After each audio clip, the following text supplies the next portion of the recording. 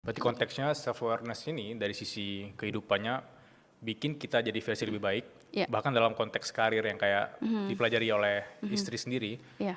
itu juga versi kita lebih baik dalam dunia kantor atau Iya, dunia kerja betul. ya.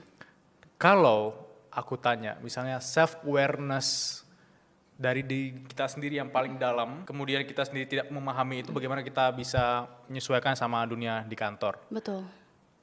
Gimana caranya kita menggali itu dari paling basic deh, paling sederhana? Untuk lebih kenal diri ya. Ya. Sebenarnya kalau ada tekniknya itu lebih sering dikenal Johari Window gitu.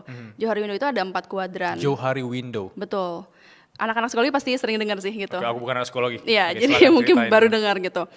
Jadi ada 4 kuadran, itu tuh ada diri yang kita terlihat sama orang lain, ada yang kita cuman tahu kita aja, atau juga ada yang kita tuh nggak tahu sama sekali gitu.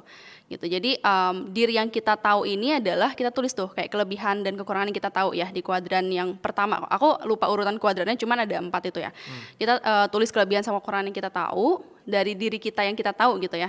Terus kemudian kita bertanya ke orang lain, menurut orang lain kita tuh seperti apa sih kelebihan sama kekurangannya gitu. Oke. Terus juga ada diri tersembunyi itu yang kita belum tahu nih potensi kita tuh apa gitu. Jadi kayak misalkan, oh mungkin menurut orang lain kita tuh bakat untuk A, punya potensi A, B, C, D gitu. Tapi kalau kita sendiri tuh nggak tahu misalnya gitu. Jadi ada bakat yang yang orang lain tahu tapi kita enggak.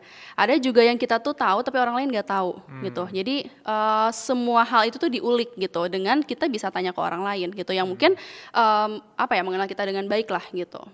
Tapi dimulai dari diri sendiri dulu kan tadi. Yang kita tahu tuh apa, kayak kelebihan tuh nggak harus yang juara 1 A, B, C, tapi lebih simple kayak, oh aku bisa masak, aku bisa ngonten, itu juga kan kelebihan. Cuman orang lain tuh lebih fokusnya kadang